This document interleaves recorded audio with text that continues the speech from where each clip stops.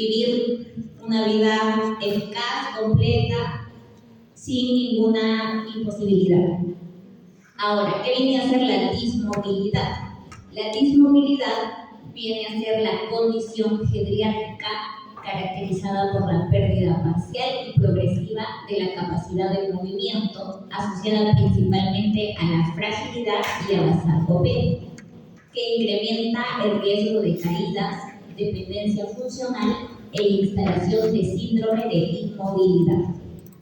Se puede decir que es el anciano o la persona que usa un bastón o que cuando camina no ve bien por dónde va y siempre va a estar sufriendo caídas, pero no ha llegado al punto de ser una persona completamente dependiente y que no pueda moverse por sí sola. Siguiente. La inmovilidad.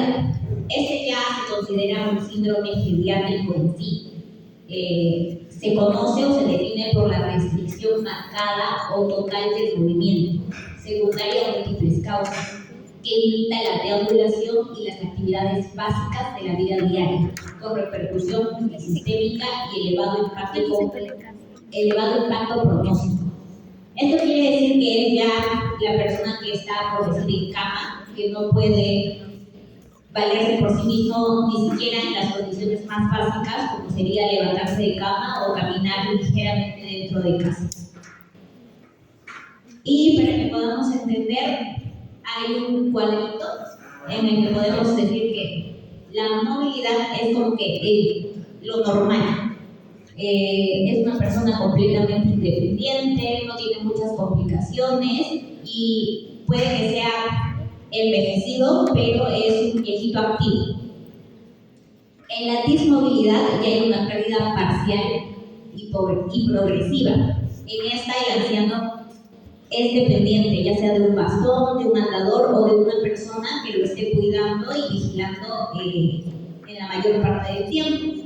Es aquí donde hay riesgo de caídas, pérdida funcional y también es donde en clínica tendríamos que estar más en estado de alarma y vigilante.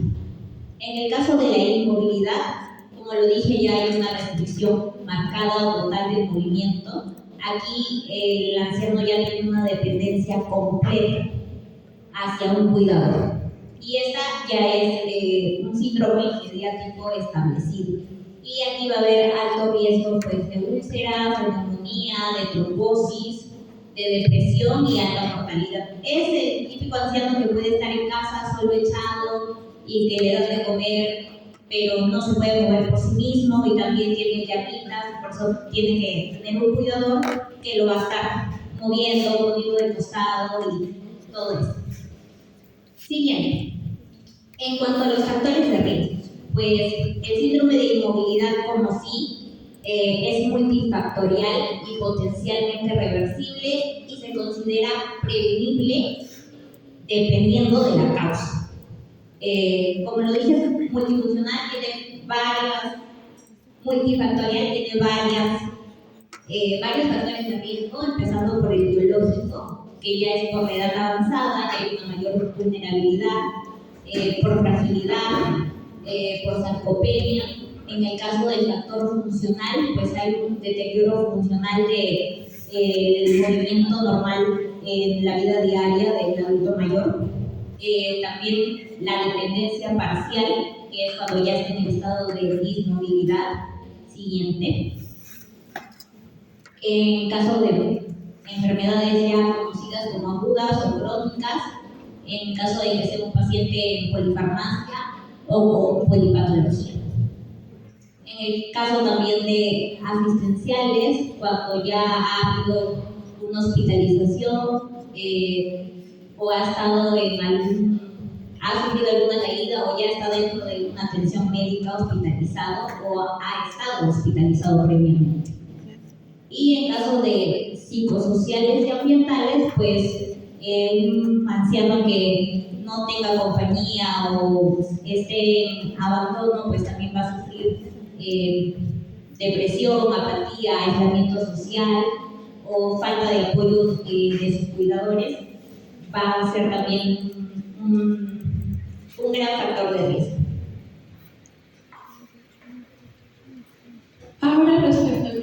clasificación, número 3 principalmente.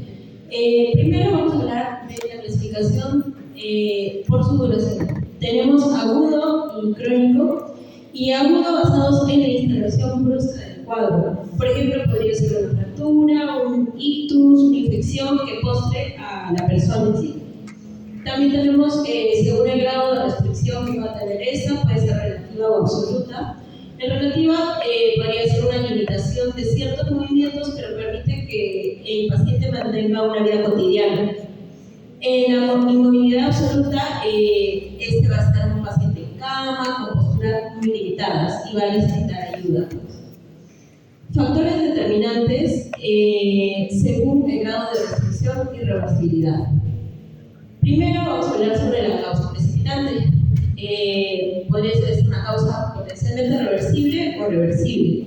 Potencialmente reversible como una fractura, que va a llegar a curarse, ¿no?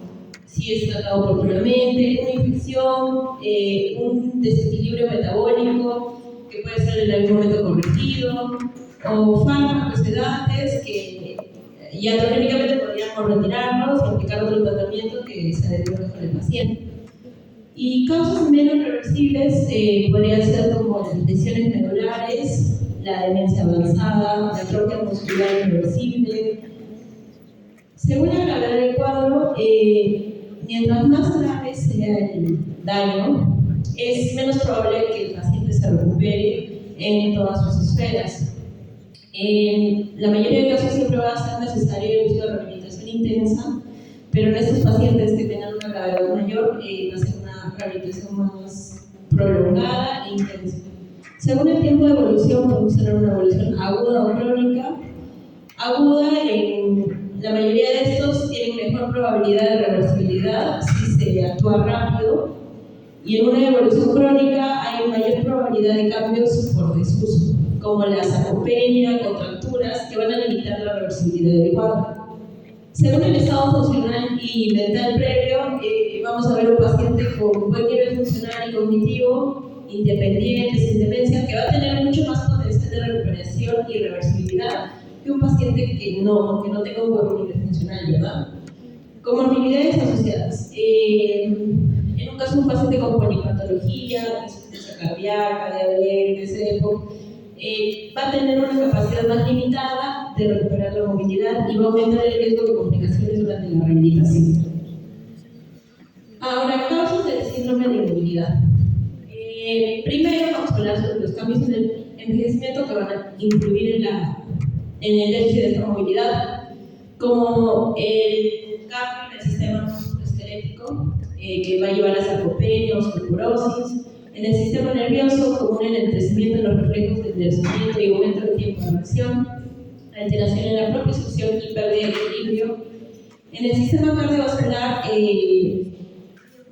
puede haber dos. Por ejercicio, podría haber una disminución del gasto cardíaco y flexión de eyección, disminución de la frecuencia cardíaca máxima, disminución de la distensibilidad del ventrículo izquierdo, y en reposo, un aumento de la poscarga, un mayor tiempo de contracción sistólica y menor llenado ventricular. Respecto al sistema respiratorio, también hay un cambio que se podría dar en la disminución de la elasticidad pulmonar y de la caja torácica, disminución de la capacidad vital y del volumen respiratorio máximo en el primer segundo, un aumento de la capacidad funcional residual y del volumen residual. En general, son causas que ya hemos evaluado durante todo este tiempo en la primera unidad, que nos van a dar como consecuencia en algunos de estos síndrome de movilidad.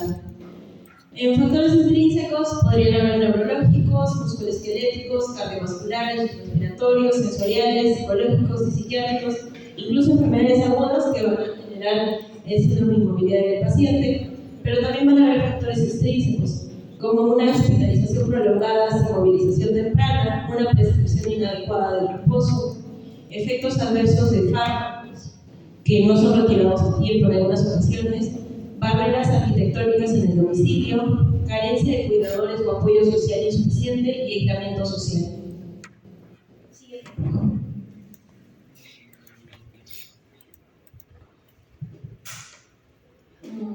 La inmovilidad compromete también múltiples órganos y sistemas. Vamos a ver brevemente entre ellos. Tenemos a nivel del sistema nervioso central, el anciano va a presentar parestesias y mayor sensibilidad al dolor, va a tener la habilidad autonómica, el crecimiento psicomotor y déficit intelectual. A nivel del sistema muscular, va a presentar pérdida de fuerza, atrofia y sarcopenia por desuso, disminución de la resistencia y capacidad aeróbica, va a haber un predominio de afectación en grandes músculos y piernas. A nivel del sistema osteoarticular, va a presentar fibrosis y anquilosis articulares, calcificaciones ectópicas dolorosas, alto riesgo por desmineralización. A nivel del sistema cardiovascular, va a presentar arritmias taquicárdica con predominio simpático, reducción de la reserva cardíaca, hipotensión ortostática por un menor volumen plasmático, también lo que es trombofibritis y riesgo de embolia pulmonar. Siguiente. A nivel del aparato respiratorio, disminución de capacidad vital e hipoventilación, alteración de la ventilación, va a tener debilidad de los grupos respiratorios. A nivel del aparato digestivo, puede presentar anorexia y pérdida de apetito, reflujo gastroesofágico, con riesgo de expiración, estreñimiento por hipomotilidad y baja fibra.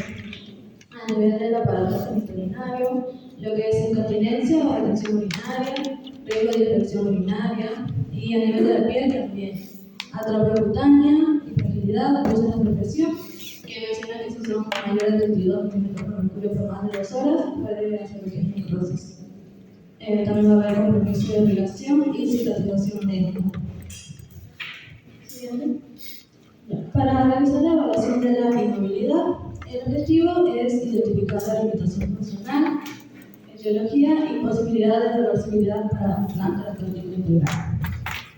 Bueno, al realizar la historia clínica tenemos que realizar una buena anamnesis, centrarnos en los procesos médicos, en sus antecedentes, comorbilidades, tratamientos, en la historia del cuadro, plan de visión, la duración, cómo ha evolucionado, si es que ha tenido tratamientos previos o si es que ha tenido uso de ayudas técnicas, aspectos psicológicos, cómo está su motivación, si es que hay deterioro cognitivo, si es que su estado anímico ha ido empeorando, factores ambientales, si es que el paciente tiene apoyo familiar social y si es que hay barreras arquitectónicas.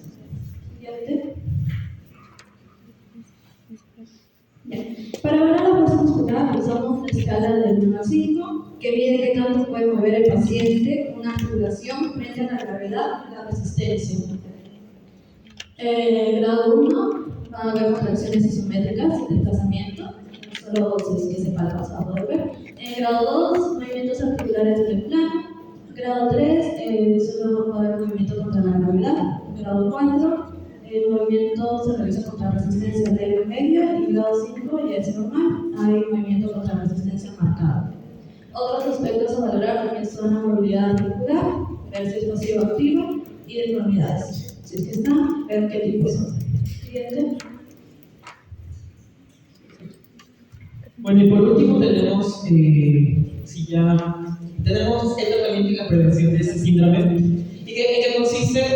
Consiste en que obviamente es mucho mejor tener a un adulto mayor que es sano, que corre, que hace ejercicios, porque así va a poder reducir todo tipo de síntomas de este síndrome de inmovilidad. Entonces, siempre va a ser mucho mejor porque va a prolongar también más su vida, menos enfermedades cardíacas, huesos más fuertes y va a poder también prolongar el sueño, no va a sufrir de insomnio, etc. Entonces, cuando aún no vemos que hay un síndrome de inmovilidad, todavía podemos tomar la prevención primaria. Y eso también se va a evaluar, depende si es que el adulto mayor es menor de los 75 años, vamos a poder recomendar el ejercicio aeróbico y de resistencia de moderada intensidad. Ahora, si es que ya es mayor de 75 años, podemos dar un tratamiento como prevención, menor intensidad, el fortalecimiento en sesiones menos de 1 hora. Obviamente porque ya tienen mayor edad y tal vez, a pesar de que no tengan un síndrome de inmovilidad como tal, pero obviamente hay cierta reducción en distintos sistemas, como lo hemos visto a lo largo de todas las unidades. Ahora, si es que estamos hospitalizados, siempre mantener la actividad según la enfermedad. Si es que son pacientes institucionalizados, estimular el autocuidado y la socialización. Y siempre recomendar que se evite el sedentarismo, especialmente en ancianos frágiles. Ahora, cuando ya vemos que hay alguna limitación, hay partes de este síndrome de inmovilidad, nosotros vamos a hablar de una prevención secundaria. ¿Y qué ocurre aquí? Lo que pasa es que ya tal vez hay alguna limitación y algunos esquemas de mal pronóstico es que tenga dependencia en más de 3 actividades de la vida diaria, cual sea. Y un pronóstico favorable obviamente es que él también tenga la voluntad de querer moverse más, de que haya apoyo familiar, hablamos de las barreras arquitectónicas, que también apoyen a que el paciente pueda movilizarse, etc. Entonces, la atención primaria va a enfocarse en la evaluación periódica de todas esas capacidades funcionales y obviamente vamos a tener que derivar a un especialista si es necesario y algunas unidades especializadas, por ejemplo, los hospitales de día, unidades de recuperación funcional, todo esto con un enfoque multidisciplinario. Ahora, la prevención terciaria, cuando ya vemos un poco más de complicaciones y vamos a hablar aquí de estos pacientes que ya tal vez están en cama, que no pueden moverse mucho, que están limitados a toda su actividad, pues tenemos que hacer la valoración de la movilidad, el diagnóstico, el seguimiento, todos los cuidados a través de estas unidades que tenemos y el tratamiento de algunas complicaciones que pueden ser úlceras por presión, infecciones, desnutrición, estreñimiento, incontinencia, etc. Y hacer la movilización tanto pasiva, activa, fisioterapia, usar dispositivos auxiliares y adaptar todo esto al entorno y el apoyo familiar, porque tenemos que ser realistas con todos los pacientes y tratar cada caso de forma individual, porque no todos los pacientes van a tener los mismos beneficios, no van a tener los mismos recursos para poder moverse y el apoyo familiar también, que es muy importante, no todos lo van a tener. Ahora, sí o sí tenemos que tratar la causa etiológica, qué es lo que lo provocó, por qué es que tiene ese síndrome de inmovilidad, por qué es que ya no se mueve, tal vez hay una enfermedad asociada, ok, entonces lo tratamos a través de este ciclo. Esto nos va a ayudar a través de fisioterapia, de la ocupacional, el entrenamiento, mejorar la movilización como primer punto. Si tiene algún factor, qué sé yo, EPOC, hipertensión, diabetes, etc., tratamos también esos factores etiológicos, médicos y quirúrgicos, y el manejo del encamado para prevenir complicaciones. Esto es algo muy importante porque los que hemos tal vez tenido o hemos visto a un paciente encamado, vemos que las complicaciones son muchísimas, ¿no? Hablábamos de la sarcopenia, de la que se pasaba, hablábamos también de las úlceras por presión que lo mencionaron. Entonces, todas estos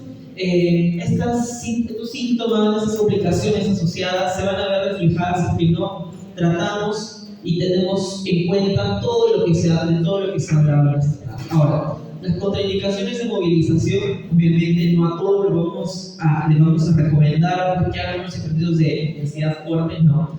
Tenemos que ver que el dolor sea tal vez incontrolable, que el riesgo de agravar la enfermedad, tal vez es una persona ya muy débil, no la podemos mandar a hacer ejercicios muy fuertes, terminalidad, debilidad extrema por caídas y la negativa absoluta del paciente. Todo eso lo evaluamos y lo valoramos para poder tratar todo este síndrome de inmovilidad y poder ayudar también a nuestros pacientes que son personas que lo necesitan y necesitan mucho apoyo. Eso sería.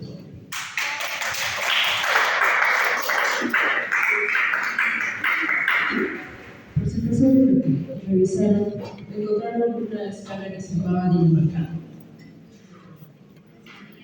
Ya. Aquí en Latinoamérica hay un doctor que es pediatra, chileno, que se llama González de Lepa. Entonces, él hizo una escala de dismovilidad y ya se ha hecho muy popular en la mundial y que se utiliza actualmente. Sí,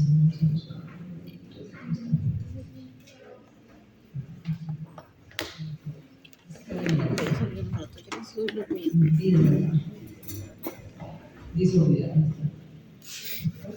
Sí, sí.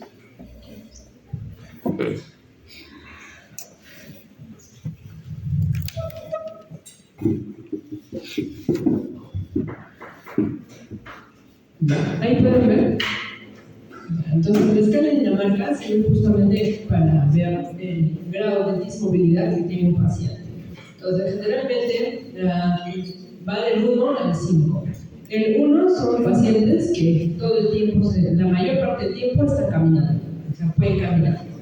1A y 1B.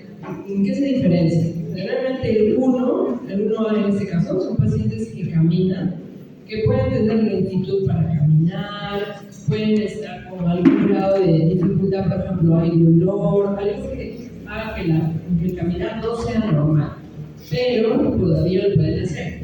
Generalmente, las subetapas B son pacientes que ya están muy propensos a pasar a la siguiente dismovilidad. Un paciente 1B, por ejemplo, es un paciente que usa bastón. ¿No? Se camina todo el día, pero la mayor parte del tiempo, pero usa bastón. Entonces, ¿qué nos indica eso? Que potencialmente el paciente, si tiene alguna alteración aguda, una infección, una hospitalización, fallecimiento, duelo, cualquier situación aguda, es mucho más el riesgo para él de pasar a la siguiente etapa, que sería el 2. ¿No? En la etapa 2 son pacientes que la mayor parte del tiempo se le pasan sentados. Sí pueden caminar, pero casi todo el día están sentados. ¿No? Mueble, sillón, la misma cama, pero sentados. ¿No? Eso es una dismovilidad tipo 2. La 3, la 4 y la 5 están casi todo el tiempo en la cama. ¿No? Entonces, ¿de qué se diferencia del tipo de actividad que puedan realizar? Por ejemplo, el 3 dice, el A puede salir de la cama solo o con ayuda. En cambio, el B no puede salir de la cama. El 4 puede movilizar las extremidades superiores e inferiores, pero que se pueden dar ciertos giros sin ayuda, pero se mantiene casi todo el tiempo en la cama. Y el 5 es casi que un paciente ya no puede expresarse, casi no puede movilizarse de la cama y necesita ayuda generalmente para el caos. Entonces nosotros utilizamos mucha esa escala para valorar el grado de dismovilidad que tiene un paciente. Siendo así, cuanto más puntaje tiene, mayor su grado de dismovilidad y mayor riesgo de otras complicaciones y menor probabilidad de reversibilidad. ¿No? Entonces, esta escala es muy importante, la deben conocer, no aprenderse de memoria, pero sí aprender al menos que existe, que se utiliza mucho para la valoración y que la debemos tener en cuenta siempre. ¿Ah? Van a ustedes en hospitales, van a ver que la mayoría de servicios no geriátricos van a poner paciente posturado. Entonces, para nosotros los geriatras no es lo mismo un paciente que está bien, todo el día está en la cama, pero no es lo mismo alguien que está en la cama y se puede parar con ayuda, alguien que está todo el día en la cama sin moverse dentro de la cama, y alguien que realmente todo se lo hace en la cama. O sea, es totalmente distinto. ¿Ya? ¿Por qué? Por el tema de las complicaciones. Sobre todo el tema de las úlceras por presión. ¿Ya? ¿Hasta ahí tienen alguna pregunta?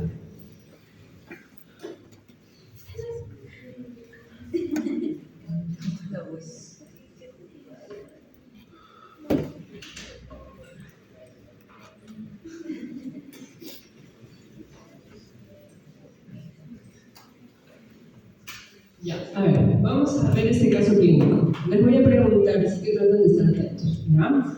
A ver, miren, Francisco es un anciano sano de 90 años, viudo, que vive con su hija de 70 años, con bastantes achaques. No toma pastillas y tenía la cabeza perfecta. Se relacionaba mucho con la gente del pueblo, le gustaba jugar a las cartas, hablar del fútbol, pero en el último año ha tenido 3 ingresos hospitalarios. El primero fue un ictus que dejó pérdida de fuerza del lado izquierdo, que no recuperó con el alta, y disfagia por el quinto. Tras el alta, Francisco no salía del domicilio y precisaba ayuda para su autocuidado, bañarse, vestirse, deambular con bastón, sin ayuda de otra persona, y por las noches usaba colesterol de bebé. Y de tratamiento solo tomaba ácido tetracíclico de 300 mg. A los 20 días del alta, se atragantó mientras comía con un vómito y aspiración, lo que desencadenó dificultad respiratoria. En urgencias se objetó bronconeumonía bilateral e insuficiencia respiratoria severa. Ingresó grave y se informó a la familia de una pronóstica. Se inició el tratamiento correspondiente al diagnóstico. Los primeros días permaneció postrado en la cama, estuporoso, con fiebre hasta 39 y baja saturación de oxígeno.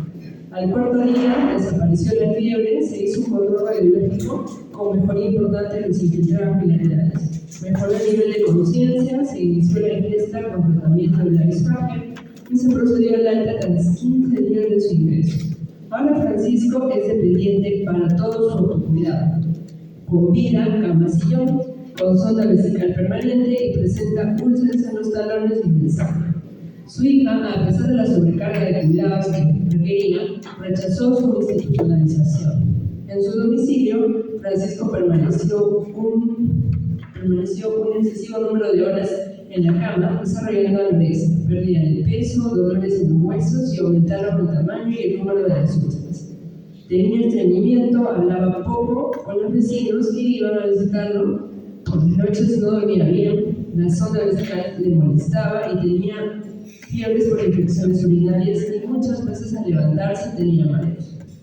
Francisco ingresa ahora porque su hija, al ir por la mañana a darle el desayuno, lo encuentra tirado en el suelo, despierto, sin lenguaje y sin fuerza en el lado derecho.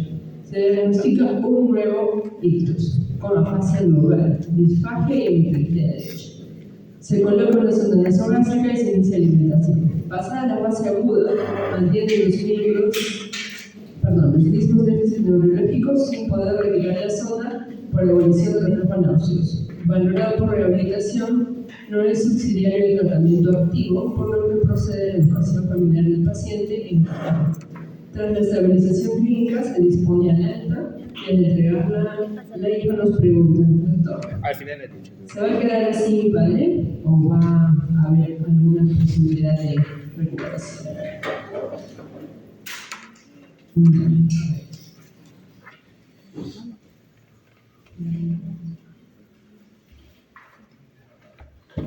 ¿Quién es Ronnie Pari? Ronnie Pari. Ronnie. Valerie Chávez. Omi. Soreli Pacovica. Soreli. ¿Soreli? Ven.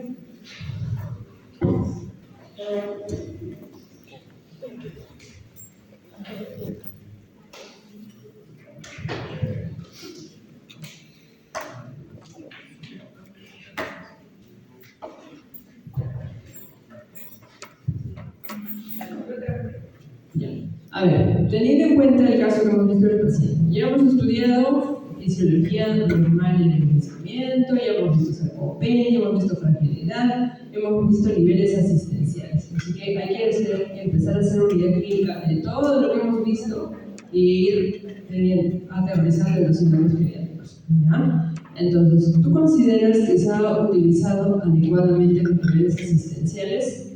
¿Debería ser institucionalizado o no? ¿Y en qué nivel asistencial está ahorita el señor Francisco?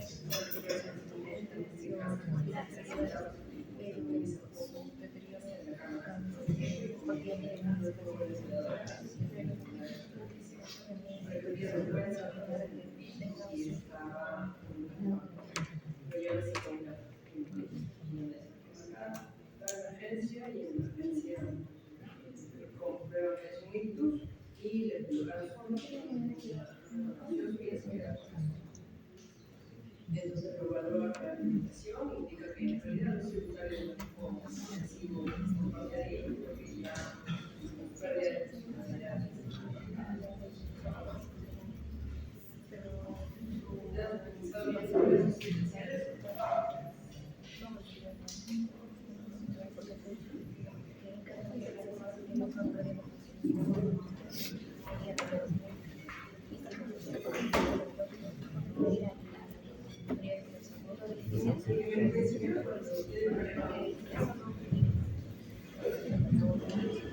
Ya, al principio se utilizó que los niveles existenciales, al principio sí, ¿no? Tiene una urgencia, va al hospital, va a la urgencia y está en una unidad geriátrica aguda, por ejemplo.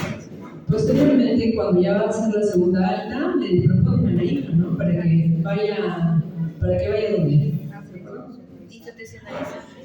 Así. Ajá, que se institucionalice, ¿no? Porque la hija no es buena cuidadora, al parecer. Ya ha tenido 3 hospitalizaciones y varias infecciones a repetición, ¿no? Y tenía úlceras por presión que cada vez estaban más grandes, o sea, no había un adecuado cuidado. Entonces, los quieren que se institucionalice y la hija no quiere, ¿no? Entonces, ahí, por ejemplo, ahí es un mal uso, ¿no? Por parte del familiar, porque no acepta, porque a pesar de que tiene sobrecarga, no acepta la ayuda, ¿no? Ya. Y después vuelve a la emergencia, le dan de alta y realmente sí, lo evalúa rehabilitación y le dice que no es subsidiario el tratamiento activo. Entonces, ¿qué pasa? Que cuando ya un paciente llega a un nivel de dependencia total, la rehabilitación ya no es con el fin de recuperación, sino con el fin de evitar mayores complicaciones. Entonces, si un paciente ya está dependiente total, que comúnmente le dicen postrado, o sea, ya está encamado, no va a recuperar su movilidad, la terapia física va a estar encaminada a que no haya rigidez, anquilosamiento, ¿ya? Entonces, porque si el paciente se pone, o sea, al final le da anquilosis en las articulaciones principales, el problema es la movilidad para el que lo cuide, porque no es lo mismo movilizar a alguien que esté flácido o a alguien que esté totalmente rígido, ¿ya? Exactamente. Entonces es más difícil movilizarlo, más riesgo de lesiones por presión. Las lesiones por presión, ¿qué pasa? Con más riesgo de infección y dolor, sobre todo. Es más difícil de manejar, ¿no? Entonces dice, tenemos instrumentos de valoración que nos ayuden a pronosticar la reversibilidad del cuadro de inmovilidad. A ver, en un inicio, cuando tuvo la primera hospitalización y quedó con que movilidad parcial, ¿qué Dinamarca sería? Tres, ¿no? 3B más o menos, ¿no? Que tenía movilidad parcial porque se cae, ¿no? O sea, se intentó parar y se cae, ¿no? Dice, ¿cómo describirían los distintos grados y la causa de la inmovilidad que presentó en cada ingreso? ¿Crees correcto su manejo? Las primeras sí, luego la última, ¿ya qué dismovilidad sería? La 5, ¿no? La 5B probablemente, ¿no? Y la inmovilidad, ¿no? Complicaciones secundarias, a ver, vamos a ver. Daniela Choquepuno. ¿Quién es Daniela Choquepuno? Ya, ven Daniela.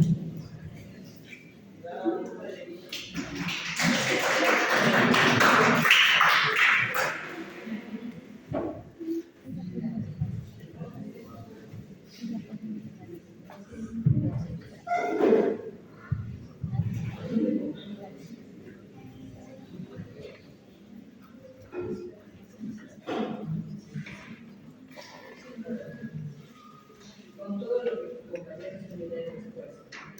¿Cuáles serían las preguntas o complicaciones de la discapacidad de esto?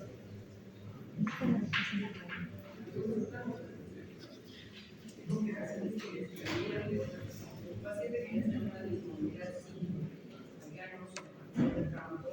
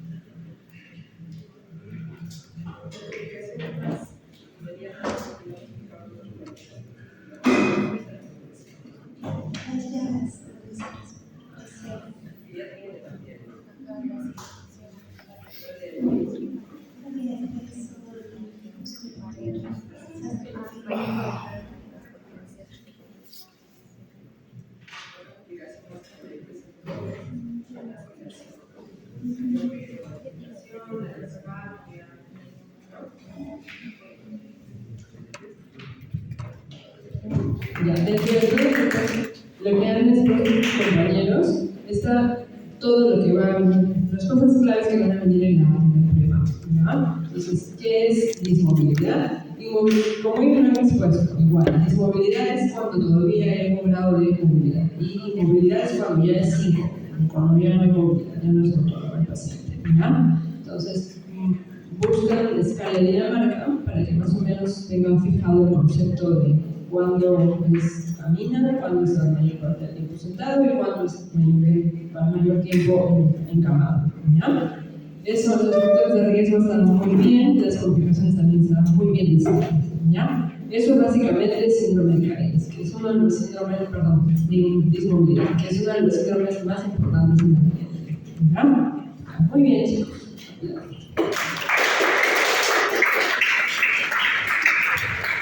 Grupo 2.